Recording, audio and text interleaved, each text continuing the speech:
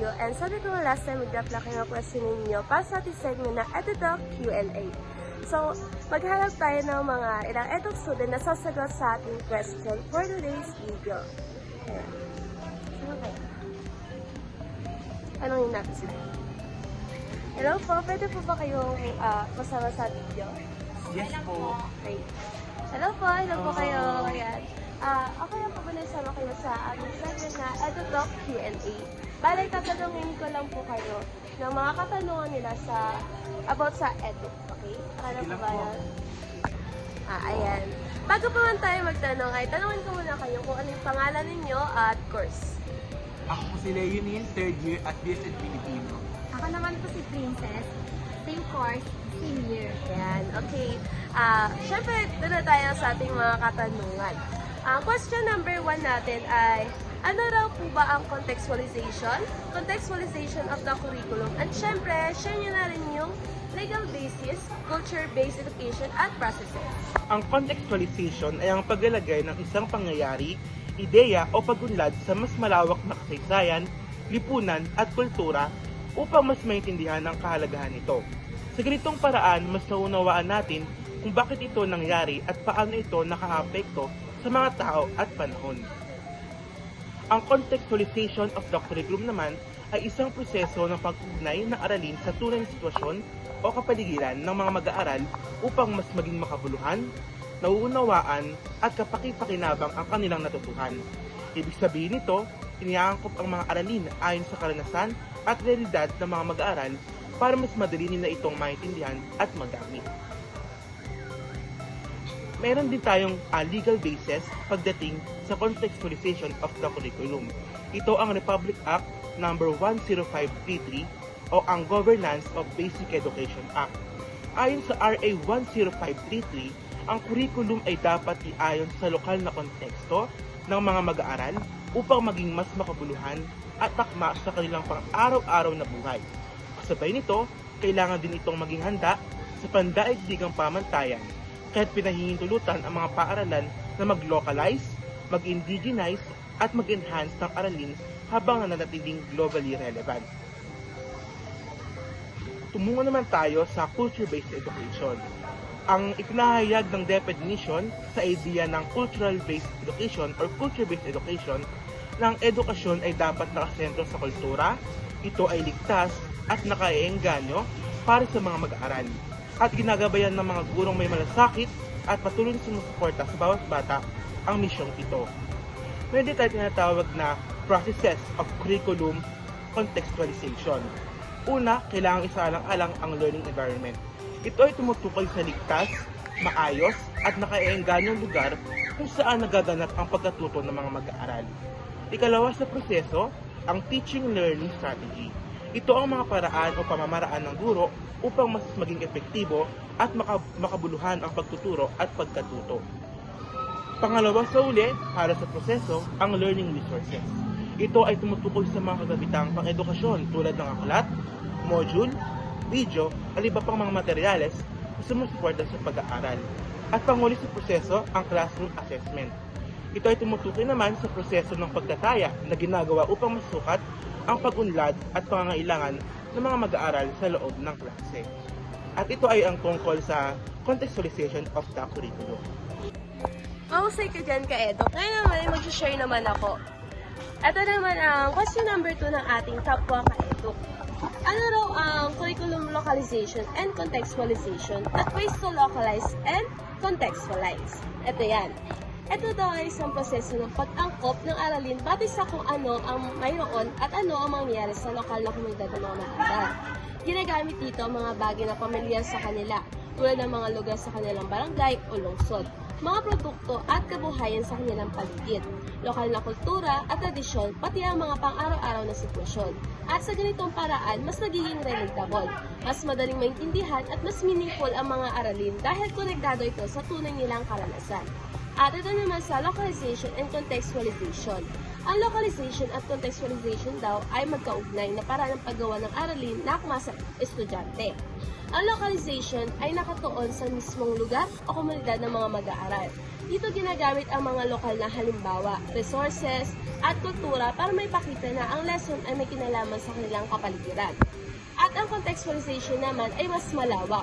Hindi lang ito nakabase sa lugar, kundi pati sa karanasan, pangangailangan, antas ng kalaman at buhay ng mga mag-aaral. Sa madaling sabi, ang localization ay isa lamang sa maraming paraan ng contextualization. Dahil ang contextualization ay pinag-ugatan sa pangkalatang konteksto ng learners, hindi lang sa kanilang lokasyon. At ito naman yung ways to localize and contextualize. Narito ang ilang paraan para gawing lokal at nakaangkla sa karanasan ng mga aralin. Una na riyan ay paggamit ng lokal na halimbawa tulad ng mga produkto, lugar, tradisyon o pangyayaring kilala sa komunidad. At pangalawa ay pag-uugnay ng aralin sa araw-araw na buhay ng mga mag-aaral upang maipakita nila ang kahalagaan nito sa totoong mundo. At pangatlo ay pagbibigay ng gawain na konektado sa lokal na kapaligiran, tulad ng community mapping, pag-obserba sa paligid, o paggamit ng actual local situations bilang case study. At pang-apat naman ay pag-integrate ng lokal na issue, kasaysayan at kultura sa talakayan para mas maging makabuluhan at rooted sa kanilang identidad ang learning. At panghuli ay paggamit ng lokal na materyales o resources tulad ng data mula sa barangay, lokal na kwento o alamat, local maps at iba pang materyales na madaling makuha sa komunidad. At tanungin naman natin ngayon si Princess. Meron din tayong tinatawag dito na REACT strategy. R for relating, E for experiencing, A for applying, C for cooperating, and T for transferring. Ito yung paraan natin kung paano natin ginagawang mas malinaw at mas practical ang lesson. Relating, linking the concept to be learned with something the students already know. Ayan, before mag-lesson sa fractions, maaaring ang gawin dito ng guro is magtanong siya. Sino dito yung mahilig sa pizza? Tapos, ang gagawin niya is iguguhit niya dito kung paano hinahati ang pizza para mas madali itong ma-relate sa fractions. E for experiencing. Hands-on activities and teachers' explanation allows the students to discover new knowledge. Dito, instead of puro listening lang ang ginagawa, maaari mo din mismo gawin yung activity, kaya mas matututo ka. Halimbawa na lamang nito is, kung yung topic nyo is about sa plants, maaaring ang gawin nyo is, magtanim kayo ng seeds sa classroom para mas makita nyo kung paano sila lumaki. A for applying. Students apply their knowledge to real-world situation. Dito, maaaring gamitin ng mga students nila yung kanilang natutunan sa totoong buhay.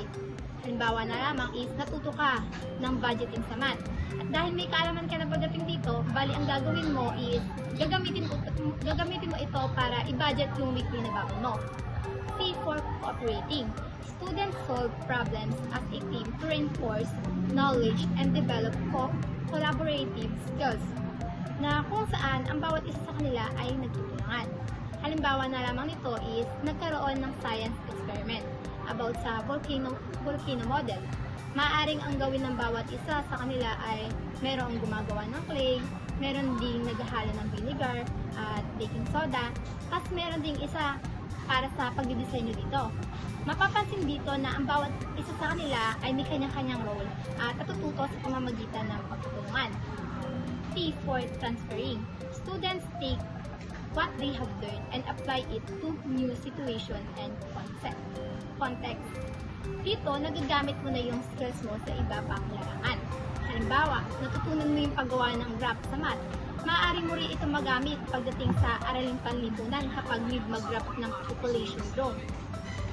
Ayan, magbibigay ako ng ilang halimbawa ng localization.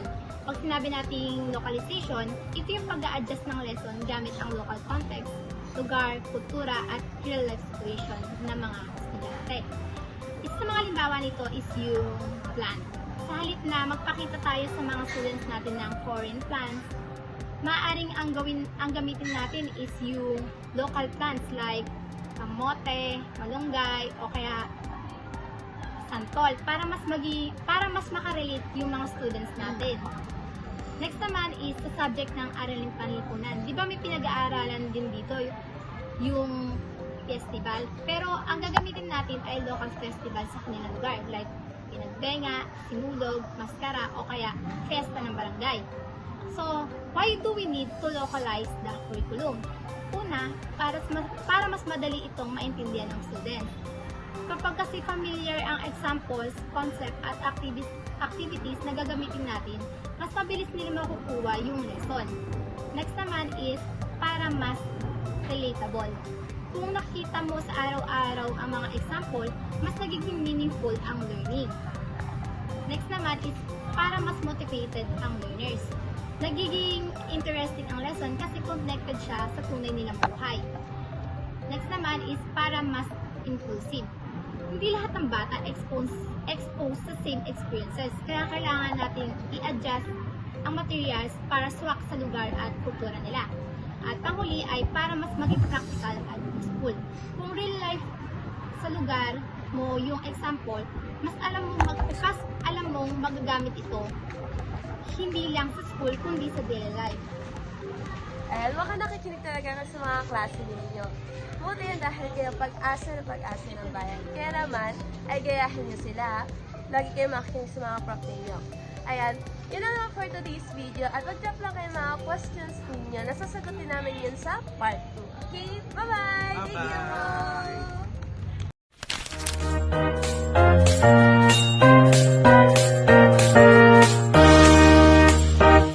Okay, ready na guys? 1, 2, 3, smile! Picture.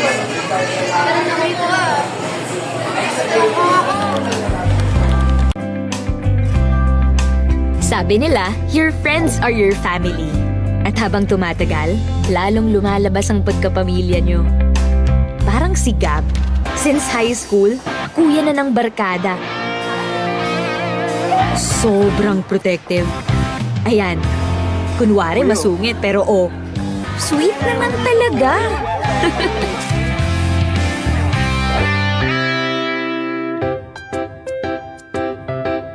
Tapos itong sikat, ever since mommy namin. Sa mga lakad, always kompleto sa gamit. Exag! See? Alagang-alaga kami lahat.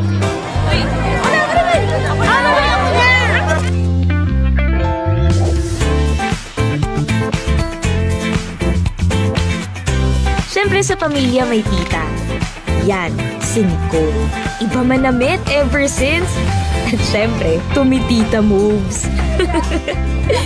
So, diba? Parang pamilya. Kasi ang dami na naming pinagdaanan. I guess lahat ng barkada may version yan. May kumukuya, nagpapakamami, or tumitita. Hoy, Queenie! Ano na? Naklola mood ka na naman dyan! Alis ka na eh! Sama ka! Nalalakan ka naman, aga-aga pa! Kaya nga, Queenie, sama ka na! Alam nyo, ang daming nagbabago sa buhay. Pero the best friendships are still the ones na time-tested. Kaya lagi mong babalik-balikan. At kahit ano pang changes ang dumating, kakapit ka pa rin talaga sa mga masasarap kasama. Sarap na 100% maaasahan. Parang best friends. Parang family. Parang Jollibee Yum Burger.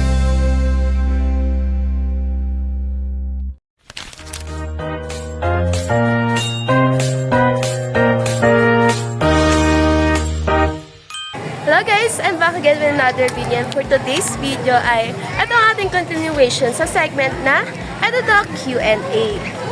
So, from our last video ay maraming nagustuhan maraming nagbigay ng mga magagandang komento. Kaya naman pagpapatuloy natin ito. And for more contents ay just like, share, and subscribe this channel. At kaya naghanap tayo ng mga EduTalk students na kakasa sa ating mga katanungan. So, let's go! Hello! Ano mga name ninyo? Ako po si Queenie. Hi po, ako po si Marisol. Ako si Maxine. At anong course ninyo? Eduk po. Okay. Dito na agad tayo sa katanungan. So, what is curriculum indigenization?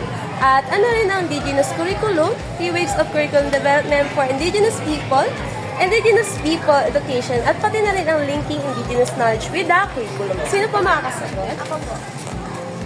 So, ang unang katanungan ay ang what is curriculum indigenization? So, ito ay ang proseso ng paggawa, pag-ayos at pagpapatupad ng curriculum na nakabatay sa kultura, kaalaman, tradisyon at pananaw ng mga katutubo. Layunin nito ng edukasyon ay tunay na sumasalamin sa kanilang pamumuhay at pagpapahalaga at ang mga aralin ay nakaugat sa sarili nilang karanasan at kultura. So, ano naman kaya ang indigenous curriculum? So, ang indigenous curriculum ay isang uri ng curriculum na inaangkop para maging angkop at makabuluhan sa mga pangangailangan ng mga katutubong pamayanan. Hindi ito nakasentro sa karaniwang western o mainstream na paraan ng pagtuturo. Sa halip, isinasama nito ang kaalaman, wika, pananaw, tradisyon at pagpapahalaga ng mga katutubo upang matiyak na ang edukasyon ay tunay na kumikilala at gumagalang sa kanilang pagkakakilanlan. So, merong 3 waves of curriculum development for indigenous people. So, the first one is indigenization of the curriculum. Ibig sabihin nito, ang mga aralin sa paaralan ay hinuhugot mula sa kultura, tradisyon at karanasan ng lokal na komunidad. Nakafocus daw ito sa paggamit ng kultura ng komunidad bilang laman ng curriculum. The second one is localization, contextualization of the curriculum. Dito, hindi kinakailangang manggaling mismo sa kultura ang nilalaman. Sa halip, ang mga aralin ay inaangkop, pinapasimple, at inihambing ito sa mga karanasan ng mga mag-aaral para mas madali nilang itong maunawaan. So, the third one is curriculum indigenization. So, ito ay mas malalim kaysa sa una. Dahil dito, ang mga katutubong komunidad daw ay mismo ang nag-oorganisa, gumagawa at nagpapaunlad ng curriculum batay sa kanilang kultura, wika at tradisyon. So the next one is indigenous people education. So ang indigenous people education ay isang programang naglalayong magbigay ng edukasyong angkop at makabuluhan para sa mga katutubong pamayanan sa bansa. Kaunay nito, noong 1997 ay ipinatupad ang Indigenous People Rights Act, Republic Act of 8371 na kumikilala at nagpoprotekta sa karapatan ng mga katutubo kabilang ang kanilang lupang ninuno, kultura at sariling pagpapasya. So the next one is linking indigenous knowledge with the curriculum.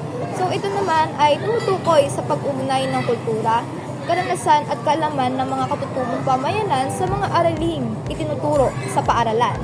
Sa prosesong ito, binibigyan daan ng mga batang mag-aaral na maunawaan kung paano naapektuhan ng kanilang karanasan, pananaw at kaalaman ng ibang tao ang pagbuo ng mga konseptong pang-agham at iba pang kaalaman. So the first one is construct knowledge for the young children, understand how experience, personal views, and other people's ideas influence and development of scientific concepts and scientific knowledge.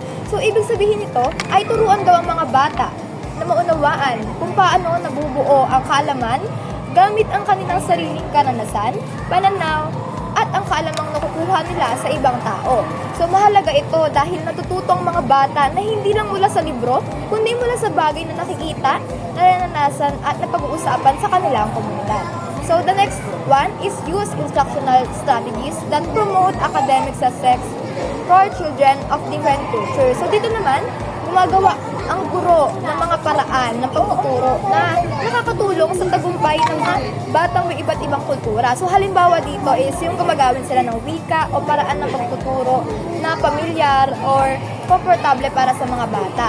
So sa ganitong paraan, hindi sila nahihirapan at mas nagiging epektibo yung pagkatuto ng mga bata.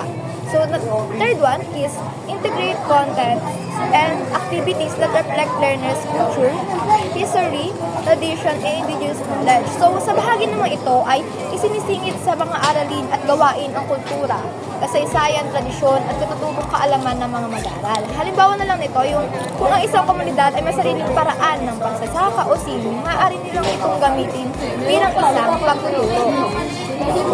So the next one is utilize community cultural materials and human resources. So, ibig sabihin nito ay gamitin natin ang mga bagay at taong nasa komunidad, yung mga kasama sa komunidad bilang bahagi ng kurikulum yan. Maaari daw mag-imbita ng nakakatanda o leader ng katutubo para magturo ng mga tradisyon o gumamit ng lokal na kagamitan at likhang sining sa klase. Sa ganitong paraan, ang komunidad mismo ang nagiging partner sa edukasyon ng mga bata. So, tama ka dyan, ka-Edu. Ngayon ay, ano naman ang indigenous curriculum implementation of strategies at the school level? At magbigay rin kayo ng advantages, examples ng indigenization at kung bakit daw kailangan i-indigenize ang curriculum at ang gamit ng mga learning materials. Indigenous curriculum implementation and strategies at the school level. First is integrating content and activities. Second, using the local language as medium of instruction. Third, involving community folks and local teachers. Fourth, developing local instructional materials and learning outside the classroom. And lastly, the use instructional strategies. First, integrating content and activities. Dito po, isinasama natin ang mga natin sa mga lesson ng kultura, tradisyon at pang-araw-araw na kananisan ng mga katutubong mag-aaral. Halimbawa na lang po nito is gumagamit tayo ng mga lokal na kwento o sining bilang bahagi ng kanilang pag-aaral upang makatulong ito sa para mas madali at makabuluhan ng kanilang pag-unawa sa isang aralin. Second, using the local language as media instruction. Kapag ginagamit natin sariling wika ng mga bata sa pagtuturo, mas nakakasunod sila sa mga lesson dahil itong wikang bihasa sila at madali nilang naintindihan at mapapanatili din natin ang kanilang sariling wika at identidad. Third, involving community folks and local teachers. Ang pangatlo, ibig sabihin po nito, hindi lang school ang kumikilos dito. Involving dapat ang mga internal at external stakeholders ng school upang magkaroon pa ng dagdag na kaalaman or guide ang mga mag-aaral sa kanilang kultura. Ang pang-apat naman is developing local instructional materials and learning outside the classroom. Dito naman is maano tayong gumamit ng mga learning materials sa pagtuturo natin na nakabatay pa rin sa kanilang pamumuhay. At pwede rin natin ituro ng aralin sa labas ng classroom. Example na lang nito ay ang experiential learning. Like pagbisita natin sa mga pwede rin naman na pagbisita natin sa mga bukid or pwede rin naman na connected sa kanilang kultura para mas nagiging totoo at na-experience pa rin nila ng mga natutunan nila. Lastly, is use instructional strategies. Dito naman is magagamit tayo ng mga way ng pagtuturo ng akma sa kultura ng mga katutubo at kapag ang way of teaching natin ay akma sa kanilang kultura at kanilang nakasanayan ng mga katutubo mag-aaral, ay mas magiging madali sa kanila ang pagkatuto at makakasabay sila sa mga lesson. So ano nga ba ang mga advantage nito? First is preserve tradition, enhance and facilitate cultural form such as music, crafts, and also build connection to the wider world. Second, raising awareness of individual and collective tradition surrounding indigenous communities and people. And lastly, can motivate and bolster the intellectual fortunes and interests of the learners.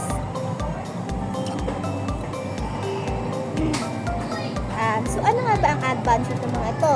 Ating pag-uusapan ngayon. Una rito ay nakikita ko na advantage is preserve tradition, enhance, facilitate cultural forms such as music, crafts, and also build connection to the wider world. Ibig sabihin lang nito, natutulungan itong intindihan ng mga mag-aaral ang kanilang kultura, paniniwala, and of course, ang pamumuhay nila ng mga indigenous communities.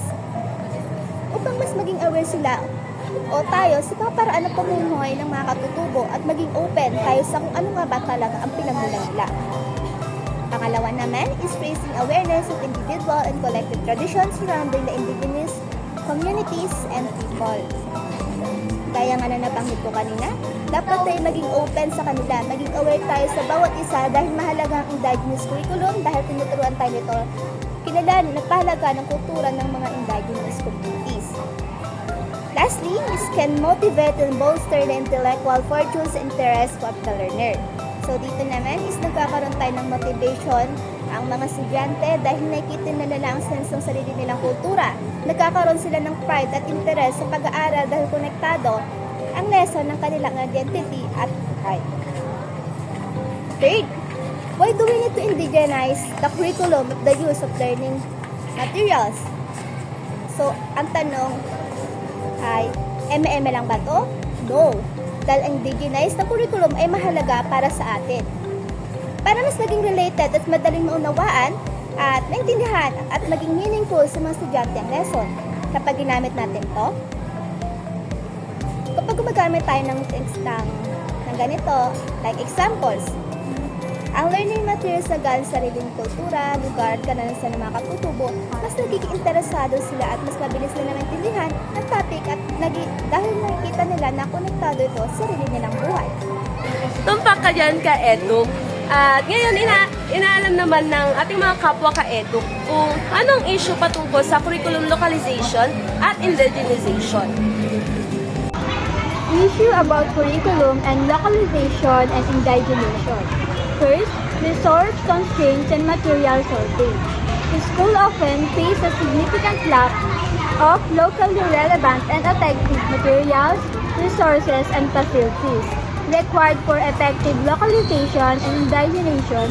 Teacher may struggle to find or develop appropriate content that align with the local context.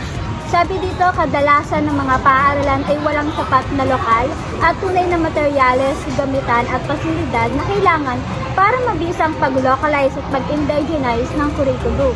Nahihirapan ang mga guro na maghanap at bumuo ng angkop na nilalaman na tumutugma sa lokal na konteksto.